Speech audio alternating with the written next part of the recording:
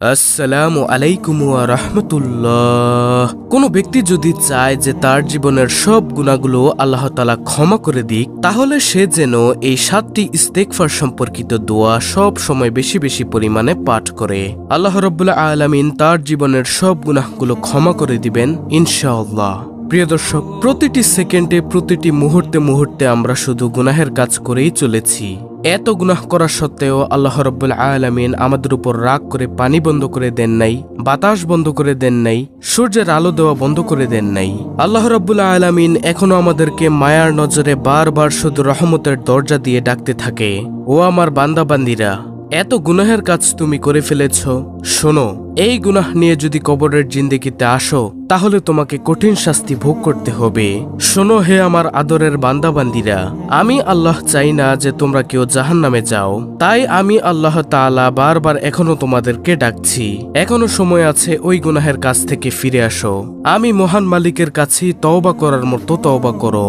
তওবা করতে দেরি হবে, আমি আল্লাহ তাআলা তোমাদের সব গুনাহগুলো ক্ষমা করতে দেরি করব না। সুবহানাল্লাহ। শোনো, তোমাদের পূর্ববর্তী জামানায় বহু বড় বড় পাপীকে আমি আল্লাহ তাআলা ক্ষমা করেছি।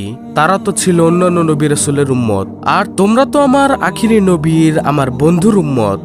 সুবহানাল্লাহ। তো প্রিয় দর্শক, আমার বিশ্বাস যে ব্যক্তি নবীজি সাল্লাল্লাহু আলাইহি ওয়াসাল্লামকে ভালোবাসে, আল্লাহ তাআলাকে অনেক অনেক ভালোবাসে এবং কবরের জিন্দেগিকে যে ব্যক্তি ভয় করে, সে আজকের ভিডিওটি সম্পূর্ণ দেখবে এবং এখান থেকে প্রতিটি ইস্তেগফার সম্পর্কিত দোয়াকে সে সুন্দরভাবে শিখে পরবর্তীতে নিয়মিত এই দোয়াগুলো অবশ্যই পাঠ করবে। আল্লাহ রাব্বুল আলামিন তাকে উত্তম জাযা খায়ের কল্যাণ দান করবেন ইনশাআল্লাহ। প্রিয় দর্শক, আজকের ভিডিওতে মূলত 7টি ইস্তেগফার নিয়ে আলোচনা করব ইনশাআল্লাহ, যেই ইস্তেগফারগুলো পাঠ করে আপনি আল্লাহর কাছ থেকে ক্ষমা পেতে পারেন। তাহলে চলুন একে একে প্রত্যেকটি ইস্তেগফার সম্পর্কিত দোয়ার সাথে আপনাদেরকে পরিচয় করিয়ে দেই। দর্শক, সর্বপ্রথমে যেই ইস্তেগফারের দোয়াটির কথা বলবো সেই দোয়াটি হলো রব্বানা যালামনা আনফুসানা ওয়া ইল্লাম তাগফির লানা ওয়া তারহামনা লানাকুনান্না মিনাল খাসিরিন। এই ইস্তেগফার সম্পর্কিত দোয়াটি বেশি বেশি পরিমাণে পাঠ করবেন। আল্লাহ রাব্বুল আলামিন আপনার জীবনের সব গুনাহগুলো ক্ষমা করে দিবেন ইনশাআল্লাহ। তাই আমি আবারও বলছি, সর্বপ্রথম নম্বর ইস্তেগফার দোয়াটি হলো রব্বানা যালামনা আনফুসানা ওয়া ইল্লাম তাগফির লানা ওয়া তারহামনা লানাকুনান্না মিনাল খাসিরিন। তো এটি হলো প্রথম নম্বর ইস্তেগফার। দ্বিতীয় নম্বরে যে ইস্তেগফারের কথা বলবো সেই ইস্তেগফারটি হলো সাইয়্যিদুল ইস্তেগফার। নবীজি সাল্লাল্লাহু আলাইহি ওয়াসাল্লাম বলেন, কোন ব্যক্তি যদি সকালবেলা একবার সাইয়্যিদুল ইস্তেগফার পাঠ করে সে যদি সন্ধ্যা হওয়ার আগেই মারা যায় তবে সে জান্নাতি হবে। আবার কোন ব্যক্তি যদি সন্ধ্যাবেলা একবার সাইয়্যিদুল ইস্তেগফার পাঠ করে সে যদি সকাল হওয়ার আগেই মারা যায় তবে সেও জান্নাতি হবে। সুবহানাল্লাহ। আর সাইয়্যিদুল ইস্তেগফারটি হলো আল্লাহুম্মা আনতা রাব্বি লা ইলাহা ইল্লা আনতা খালাকতানি ওয়া আনা আবদুকা ওয়া আনা আলা আহদিকা ওয়া ওয়াদিকা মাস্তাতাতু আউযু বিকা মিন শাররি মা সানাতু আবউ লাকা বিনি'মাতিকা আলাইয়া ওয়া আবউ লাকা বিযামবি ফাগফিরলি ফাইন্নাহু লা ইয়াগফিরুয যুনুবা ইল্লা আনতা। এটি হলো সেই সাইয়্যিদুল ইস্তেগফার। তাই আমরা সকাল সন্ধ্যায় নিয়মিত সাইয়্যিদুল ইস্তেগফার পাঠ করব ইনশাআল্লাহ, যদি জান্নাত লাভ করতে চাই।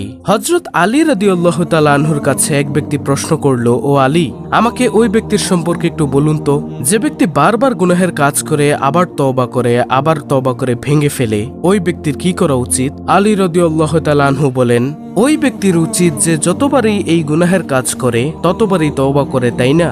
লোকটি বলল, হ্যাঁ। আলী রাদিয়াল্লাহু তাআলা আনহু বললেন, যতবারই সে তওবা ভেঙে ফেলে সাথে সাথে আবার তওবা করে ফেলা, তাহলে শয়তান এক সময় ব্যর্থ হয়ে বলবে, এই ব্যক্তিকে গুনাহের কাজে মশগুল রাখতে আমি অক্ষম। সুবহানাল্লাহ। একবার হযরত আবু মুসা আশআরী রাদিয়াল্লাহু তাআলা আনহু বলেন, আল্লাহর শপথ, আমাদের মাঝে দুইটি জিনিস ছিল, চিরদিনের জন্য একটি জিনিস আমাদের মধ্য থেকে হারিয়ে গিয়েছে, সেটা হলো রাসূলুল্লাহ সাল্লাল্লাহু আলাইহি ওয়াসাল্লামের উপস্থিতি। আরেকটি জিনিস আজও পর্যন্ত আমাদের মাঝে রয়ে গিয়েছে, সেটা হলো ইস্তেগফারের আমল। যতদিন পর্যন্ত আমরা ইস্তেগফারের আমল করব ততদিন পর্যন্ত আমরা ধ্বংস হব না। যখনই আমরা ইস্তেগফারের আমল বন্ধ করে দিব তখনই আমাদের ধ্বংস অনিবার্য। আশা করি প্রিয় দর্শক বুঝতে পেরেছেন কত দামি একটি আমল হলো ইস্তেগফারের আমল। তাই সকাল সন্ধ্যায় আমরা সব সময় সবচেয়ে শ্রেষ্ঠ ইস্তেগফার সাইয়্যিদুল ইস্তেগফার পাঠ করা অব্যাহত রাখবো ইনশাআল্লাহ। তৃতীয় নম্বরে যে ইস্তেগফারের কথা বলবো সেই ইস্তেগফার সম্পর্কে নবীজি সাল্লাল্লাহু আলাইহি ওয়াসাল্লাম বলেন, তোমরা প্রত্যেক ফরজ নামাজের পর সালাম ফিরিয়ে 3 বার বলিও, আস্তাগফিরুল্লাহ আস্তাগফিরুল্লাহ আস্তাগফিরুল্লাহ। সাহাবায়ে কেরাম রাদিয়াল্লাহু তাআলা আনহু বলেন, নবীজি সাল্লাল্লাহু আলাইহি ওয়াসাল্লাম প্রত্যেক ফরজ সালাতের পর সালাম ফিরিয়ে 3 বার বলতেন, আস্তাগফিরুল্লাহ আস্তাগফিরুল্লাহ আস্তাগফিরুল্লাহ। আমরা যদি নবীজিকে অনুকরণ করতে চাই তাহলে প্রত্যেক ফরজ সালাতের পর সালাম ফিরিয়ে 3 বার বলবো, আস্তাগফিরুল্লাহ। প্রিয় দর্শক, চতুর্থ নম্বরে যে ইস্তেগফারের কথা বলবো সেই ইস্তেগফারটি হলো, নবীজি সাল্লাল্লাহু আলাইহি ওয়াসাল্লাম বলেন, তোমরা বলো, রব্বানা আতিনা ফিদ দুনিয়া হাসানাতাও ওয়া ফিল আখিরাতি হাসানাতাও ওয়া কিনা আযাবান নার।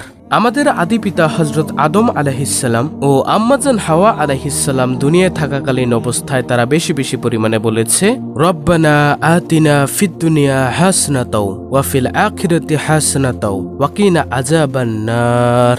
আল্লাহ তাআলার কাছে এই দোয়াটা এতটা পছন্দ হয়েছে যে আল্লাহ তাআলা এই দোয়াটিকে পবিত্র কোরআনুল কারীমের একটি আয়াত হিসেবে দিয়ে দিয়েছেন।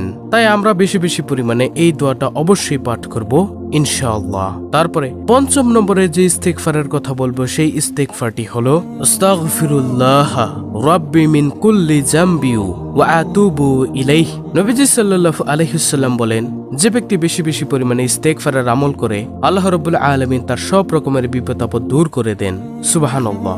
যত রকমের বালা মুসিবত আছে সবকিছু আল্লাহ তাআলা দূর করে দিবেন, তার গুনাহগুলো ক্ষমা করে দিবেন, তাকে নেককার সুসন্তান দান করবেন, গাছগাছালি ফসলাদি ইত্যাদি দিয়ে আল্লাহ তাআলা প্রাচুর্য দান করবেন।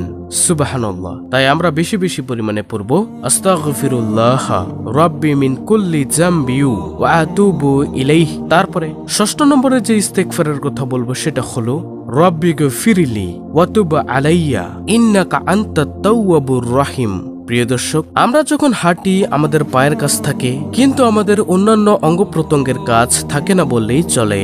যদি আমরা জবানটাকে একটু নাড়ায়া আমরা যদি পাঠ করতে পারি, রব্বি গফিরলি ওয়া তুব আলাইয়া ইন্নাকা আনতাত তাওয়াবুর রহিম, এই ইস্তেগফারটি আল্লাহ রাব্বুল আলামিন আমাদের জীবনের সব গুনাহগুলোকে মাফ করে দিলেও দিতে পারেন।